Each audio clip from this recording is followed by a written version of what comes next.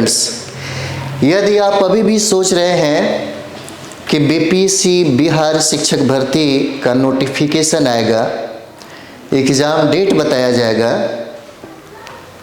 और नियुक्ति भी बताया जाएगा और इसमें आप इंतज़ार कर रहे हैं, तो आज के बाद तो इंतज़ार मत करिए, क्योंकि आज का पेपर आप देख लीजिए। 22/12/2024 पटना रविवार प्रभात खबर का यह सूचना है। और बिहार सरकार ने TRE 4.0 की सारी प्रक्रिया जो है यहाँ पर निश्चिंत कर दिया है ना, एकदम इसको आउट ऑफ कर दिया है। और पहले ही यह सूचना भी कर दिया कि नोटिफिकेशन कब आएगा, एग्ज़ाम कब होगा और नियुक्ति कब कराया जाएगा। ये सारा चीज़ होने के बावजूद भी अगर आप ये सोचते हैं कि अब तैयारी है ना, जब आएगा तब हम करेंगे, तो सोचिए बिल्कुल टाइम नहीं आपको मिल रहा है ना। तो यहाँ पर देखिए कहता है कि अगले वर्ष 70वीं मेन और 71वीं पीटी के साथ TRE 4 के सफल आयोजन पर बीपीएससी देगा जोर। बात हम लोग यहाँ बिहार शिक्षक भर्ती की कर रहे हैं। चलिए यहाँ पर देख लीजिए, आप ही की सूचना है।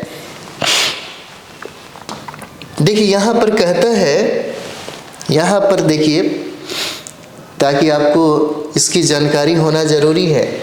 कहता है कि फरवरी में आएगा TRE 4 का विज्ञापन। फरवरी में आ जाएगा।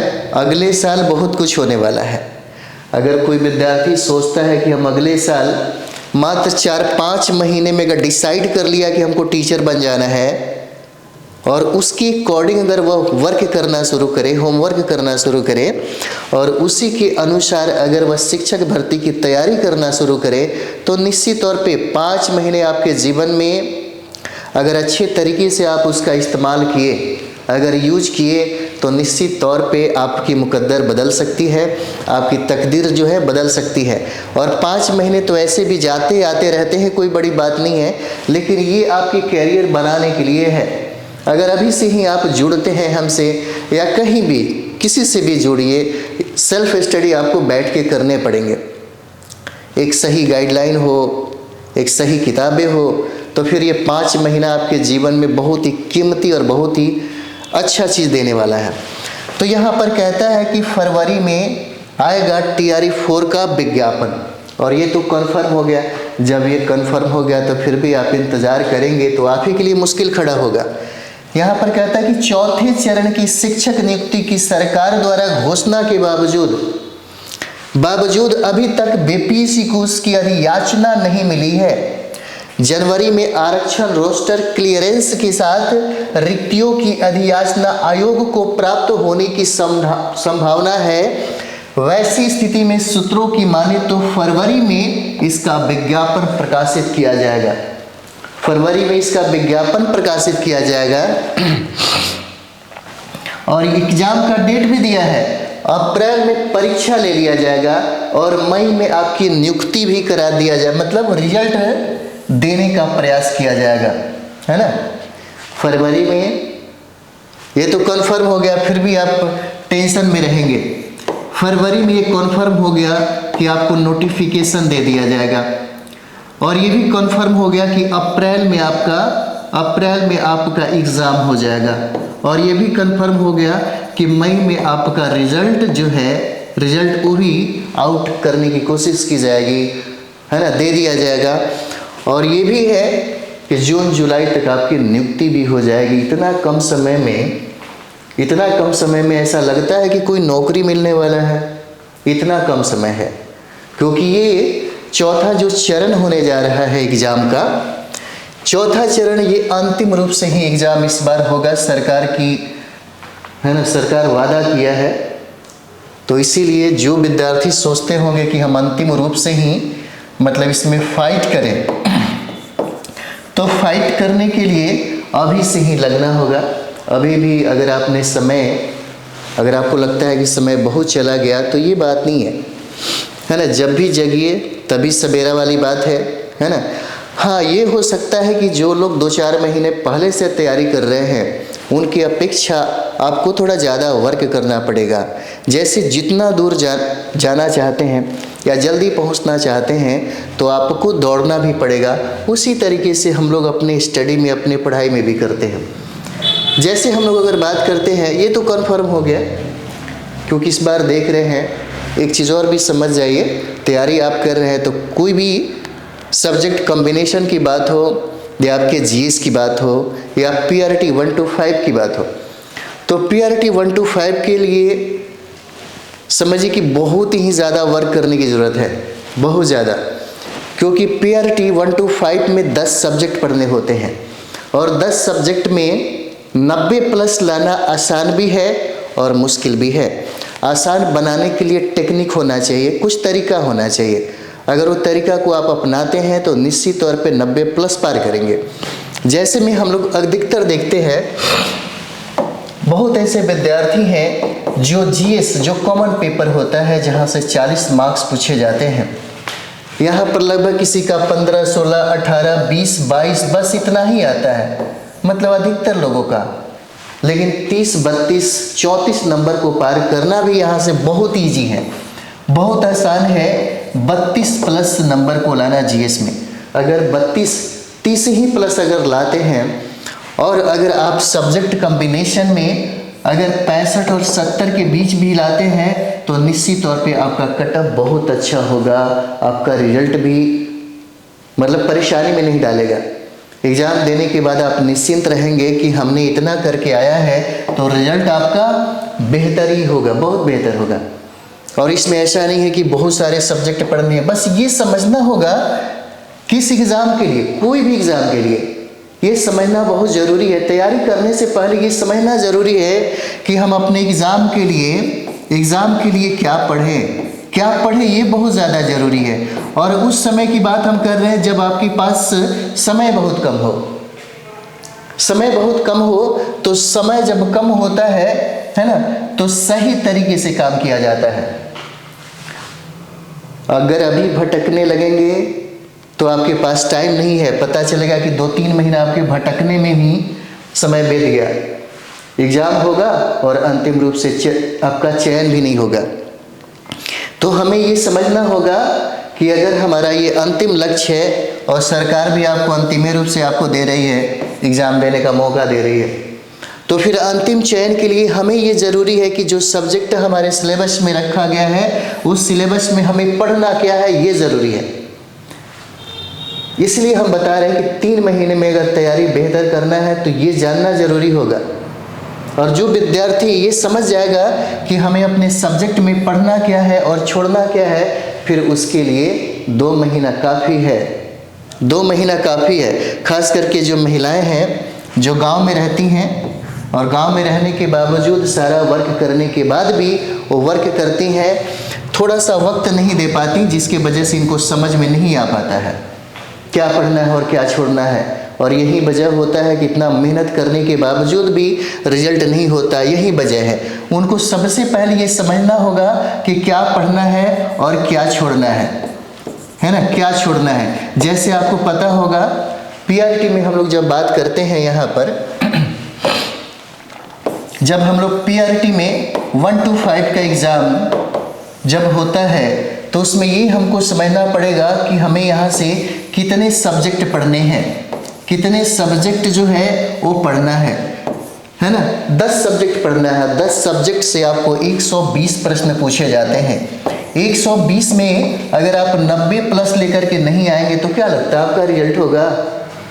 5 महीना बहुत जोर शोर से तैयारी करने के बावजूद भी रिजल्ट नहीं होगा अगर आप एक रणनीति और डिसिप्लिन में काम नहीं करेंगे तो। और यहाँ से 90 पार करना बहुत ईजी है, बहुत ही आसान है 90 पार करना।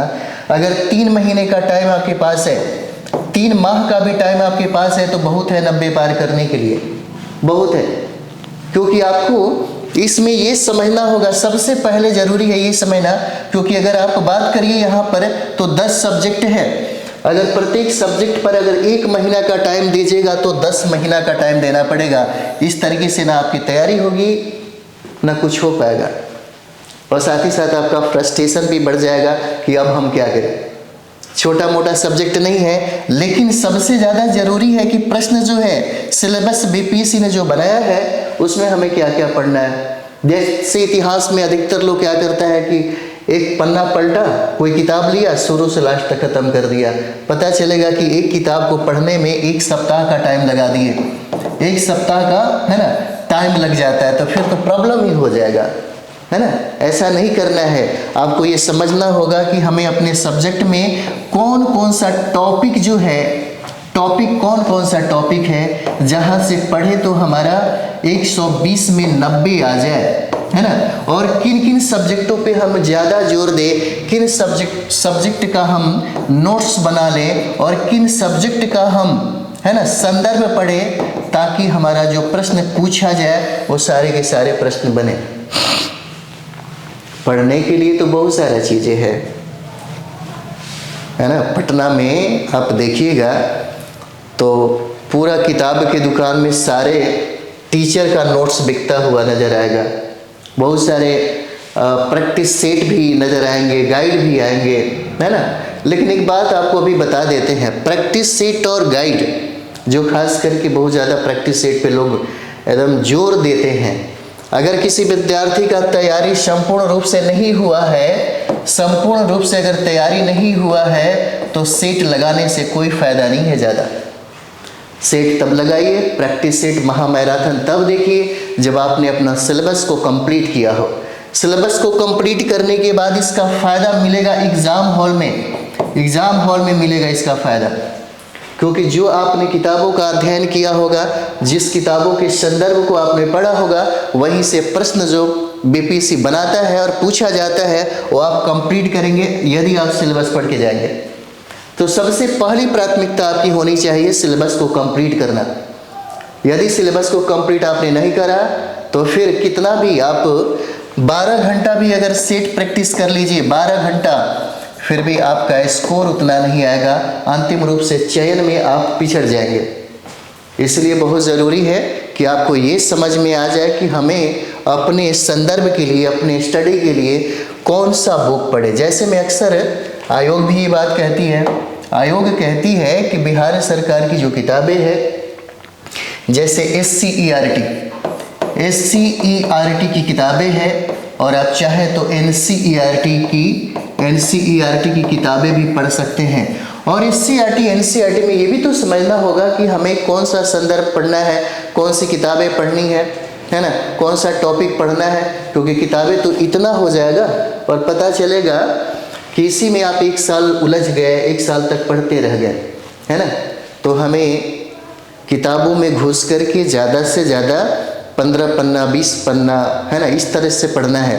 तो अगर इस तरीके से आपको समझ में आ जाएगा तो समझिए कि आपका जो सब्जेक्ट है, कोई भी सब्जेक्ट है, ज़्यादा से ज़्यादा मतलब 1 सप्ताह का टाइम लग सकता है, बहुत हो गया तो 1 सप्ताह। और एक दिन में अगर कम समय हो तो एक दिन में कम से कम 2 सब्जेक्ट पढ़ाई करना चाहिए, 2 सब्जेक्ट। एक कोई भी ले लीजिए, जैसे मानते हैं कि आप हिस्ट्री पढ़ना चाहते हैं तो हिस्ट्री ले लीजिए, और दूसरा जो है वह हो जाता है कि आपका ज्योग्राफी, जो भी आपको पसंद है। और एक सब्जेक्ट जो हर लोगों के जीवन में जो तैयारी करते हैं उनके साथ हमेशा 2 घंटा चलते रहना चाहिए, वो हो जाता है आपका करंट अफेयर्स। अगर करंट अफेयर्स अभी से नहीं करेंगे तो फिर आपको क्या लगता है कि जब एग्ज़ाम का तैयारी होगा और उस समय आप तैयारी करेंगे और आपका करंट अफेयर्स अच्छा हो जाएगा? नहीं होगा। एक एक प्रश्न के लिए विद्यार्थी लड़ेगा। अंतिम रूप से चयन खुद को लाने के लिए, खुद को चयन करने के लिए वो हार्डवर्क करेगा। हार्डवर्क करने में आप कमज़ोर नहीं हैं, आप हार्डवर्क करते हैं, बहुत हार्डवर्क करते हैं। लेकिन कभी कभी क्या होता है ना कि गलत दिशा में हार्डवर्क करने से उसका परिणाम सुखद नहीं होता, उसका परिणाम बेहतर नहीं होता। इसलिए ये बात आपको समझना होगा कि हम जो हार्डवर्क कर रहे हैं, हम जो होमवर्क कर रहे हैं, हम जिस किताबों को पढ़ रहे हैं, हम जिस संदर्भ को पढ़ रहे हैं, क्या उससे हमारे एग्ज़ाम को फ़ायदा होने वाला है? ऐसा नहीं कि कोई बोल दिया कि फलाना का नोट्स पढ़ो, सारा तो प्रश्न उसी से आया था और पता चला कि आपने असली को छोड़ करके नकली के फेरा में पड़ गए, है ना। नकली के, है ना, असली को छोड़ दिया, असली पे भरोसा नहीं रहा, विश्वास नहीं रहा, क्या करिएगा? अंतिम रूप से चयन कर, अगर खुद को सोचते हैं करने के लिए, और आपके जो साथी संगी हैं अगर कंप्लीट कर गए होंगे पिछले बार, तो इसका दुख और गम ज़्यादा ही आपको होगा, है ना। तो इस तरीके से अगर कोई आपके मित्र जो है ना, मित्र जो है, साथी संगी जो भी हो, अगर कह दे कि भाई इसको पढ़ लो, इसका चयन हो जाएगा, और पता चला कि पटना के मुसल्लापुर हाट और बोरिंग रोड में आप किताब का ढेर लगा दिए, है ना, और एग्ज़ाम देने गए और पता चला कि 2-4 प्रश्न ही पूछा, है ना। इसीलिए असली के चक्कर में रहिए, नकली के चक्कर में रहेंगे तो सब गड़बड़ हो जाएगा, है ना। कम समय में कम ही चीज़ें, असली में एक ताकत होता है, कम चीज़ें मिलता है ना। ज़्यादा संदर्भ रखिएगा, ज़्यादा बुक रखिएगा, ज़्यादा बुकलेट रखिएगा तो फिर बहुत परेशानी हो जाएगी। ज़्यादा कुछ भी नहीं पढ़ना है। बीपीसी ये बात समझता है ना, कि आप पढ़े लिखे हैं, आप कम से कम तैयारी वारी अच्छे से कर रहे हैं, इसलिए सिलेबस में इतना सारा दिया है, लेकिन पढ़ना ज़्यादा नहीं है। यही चीज़ें तो समझ में नहीं आता, यही चीज़ें जो है समझ में नहीं आता है। जैसे 40 नंबर के लिए देखिए, बहुत सारे विद्यार्थी को बड़ा कष्ट होता है कि 40 नंबर जीएस में, 40 नंबर जो जीएस है ना, जीएस में जो 40 मार्क्स का प्रश्न पूछा जाता है, ये बहुत ही ज़्यादा कठिन लगता है। पता नहीं क्यों कठिन लगता है। 2-3 कारण हो सकता है। या तो आपने जीएस कभी पढ़ा नहीं होगा, ठीक से नहीं पढ़ा होगा, है ना। उसके बाद ये है कि आपका नाता रिश्ता कभी हिस्ट्री ज्योग्राफी से नहीं रहा हो, ये भी हो सकता है। और एक और भी हो जाता है कि आपने कभी करंट पढ़ा ही नहीं, क्योंकि करंट का जो हम लोग स्टडी करते हैं, या हो सकता है कि आपका कुछ गैप हो गया हो, आप हो सकता है 4-5 साल पढ़ाई नहीं किए हो, या ये भी हो सकता है कि बहुत सारा सरकार का कुछ ऐसा था, नियम था, जिसके वजह से लगा कि अब हमको तैयारी ही नहीं करना चाहिए। अभी हो सकता है कि अब आपके जीवन में कुछ प्रॉब्लम हो गया हो, आप सोचते हैं कि नहीं हमको अब टीआरई में, है ना, टीआरई 4.0 में ही कंप्लीट करना है। अब इसी के लिए हमको 5 महीने वर्क करने पड़ेंगे, 4 महीने वर्क पड़ेंगे। कहाँ ज़्यादा टाइम है, जनवरी, फरवरी, मार्च, अप्रैल, है ना। अगर अभी से देखिए तो आपका दिसंबर गायब हो गया। ये दिसंबर जो है गायब हो गया, आपके पास कितना टाइम मिला, है ना। अप्रैल में अगर कभी भी किसी भी वक्त, हो सकता है कि मिड अप्रैल में, लास्ट अप्रैल में एग्ज़ाम का डेट आपको दे दिया जाए, तो फिर उस हिसाब से आप अपने आप को शेड्यूल बना लीजिए कि शेड्यूल में हम कौन कौन सा सब्जेक्ट, कौन सा टॉपिक हम पढ़ सकते हैं। बहुत ईजी है तैयारी करना। 2 काम करने पड़ेंगे। सबसे पहला काम, अगर आप चाहते हैं कि कंप्लीट हम कर लें, तो आपको टाइम देना होगा, 10 से 12 घंटा का टाइम दे दीजिए। 3 महीना बैठ करके पढ़ लीजिएगा तो कुछ होने जाने को नहीं है, लेकिन 3 महीना अच्छे तरीके से अगर आप पढ़ लेते हैं, हो सकता है कि आपकी ज़िंदगी बदल जाए, है ना।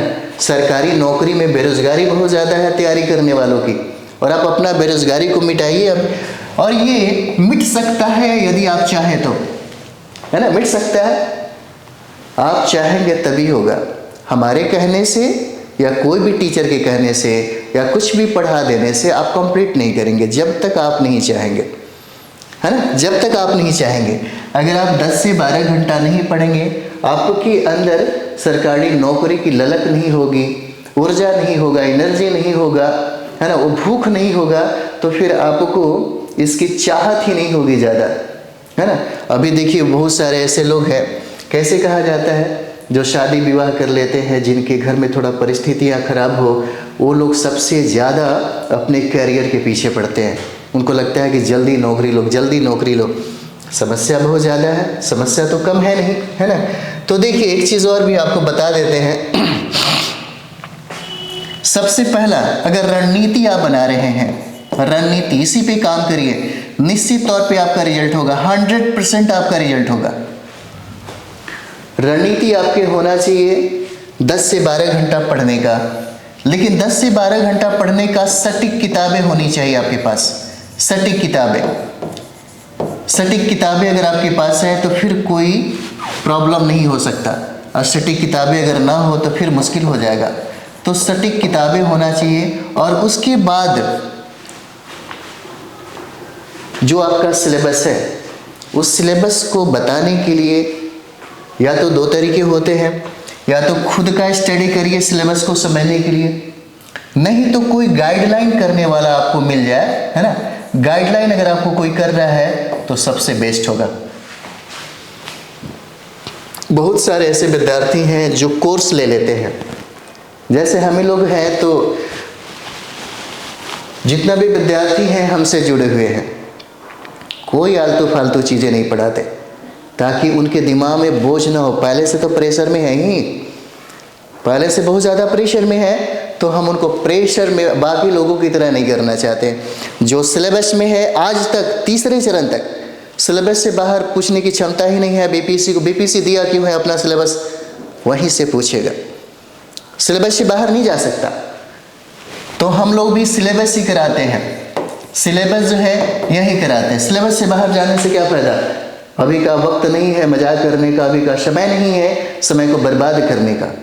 यही सही तरीके से हो, सटीक तरीके से हो, सिलेबस के साथ हो, तो सिलेबस को कंप्लीट करना इतना मुश्किल नहीं है, बहुत ही ईजी है। बस सिलेबस को एक बार समझिए तो सही, है ना। तो ये आपका नोटिफिकेशन आपको समझ में आ ही गया होगा, लिख दिया है पहले ही। और इतना सूचना देने के बाद भी यदि आप सोचते हैं कि अब कैसे किया जाए, है ना। देखिए कभी कभी होता है, समस्या बहुत है, पहला चरण, दूसरा चरण, तीसरा चरण, एग्ज़ाम देने के बाद अगर रिजल्ट नहीं होता है तो सबसे ज़्यादा तकलीफ़ होता है। और तकलीफ़ उस समय होता है जब आप 2 नंबर और 4 नंबर से छूटते हैं, है ना। 2 नंबर और 4 नंबर से छूटते हैं। यदि आप हमसे चाहते हैं जुड़ने के लिए तो आप यहाँ पे कॉन्टेक्ट जो है आप कर सकते हैं। मेरा कॉन्टेक्ट नंबर हो जाएगा 84 060, है ना, 51 999 है। आप ये व्हाट्सअप नंबर भी है, आप चाहें तो इस पे मैसेज कर सकते हैं, आप चाहें तो बात कर सकते हैं, आपकी सारी समस्या है वो सुना जाएगा, है ना। क्योंकि इस बार अंतिम रूप से एग्ज़ाम यदि आप दे रहे हैं तो आपके साथ समस्या नहीं होना चाहिए। तैयारी के क्रम में, तैयारी के क्रम में आपका कोई समस्या नहीं होना चाहिए। और आप पढ़िए, यदि आप जुड़े हैं हमसे तो बिल्कुल हम आपको सब्जेक्ट कॉम्बिनेशन हो, है ना, सब्जेक्ट कॉम्बिनेशन की बात हो या जीएस की बात हो, जिसमें पीआरटी की बात हम लोग करते हैं 1 to 5, और जीएस जो है वह 40 प्रश्नों का। पीआरटी में यहाँ से 90+ की, है ना, गारंटी देंगे। यदि आप हमारे साथ काम करते हैं तो कोई फर्क नहीं पड़ेगा। 3 महीने में आपको आपके शरीर के ऊपर कोई फर्क नहीं पड़ेगा। अगर 12-14 घंटा बैठ जाते हैं तो सेल्फ स्टडी करना ही पड़ेगा। सेल्फ स्टडी के अलावा कोई दूसरा रास्ता नहीं है। और यहाँ से 32 से 36 नंबर आसानी से आ सकता है यदि आप चाहें तो। जो आपके बस में है उसे करना चाहिए। आपके बस में है 12-14 घंटा बैठना, आप कर सकते हैं। आपके बस में है सब चीज़, सारी दुनियादारी की जितना भी परेशानियां हैं कुछ दिन के लिए आउट कर दीजिए, है ना। जिन लोगों से आप 4-4 घंटा बतियाते हैं, 4 महीने के लिए उन लोगों को क्या कर दीजिए, बोले कि थोड़ा सा मेरे को सपोर्ट कर दीजिए, है ना, पढ़ाई लिखाई को लेकर के, है ना, कुछ इन्फॉर्मेशन है उसको दे दीजिए, करंट अफेयर से संबंधित, इस तरह से इस्तेमाल कर लीजिए ताकि आपका रिजल्ट हो। फिर उसके बाद 24 घंटे में 8 घंटा बतियाइएगा, कोई फ़र्क नहीं पड़ेगा। पहले ज़रूरी है आपको इन सारे, है ना, सोर्स को डेवलप करना, ठीक है। तो चलिए ये सूचना थी। अब आप देर नहीं करिए, अब आप लग जाइए, पूरा एनर्जी लगा दीजिए, है ना, ठीक है। तो चलिए हम लोग मिलते हैं अगले वीडियो में। थैंक यू वेरी मच आप सभी लोगों को।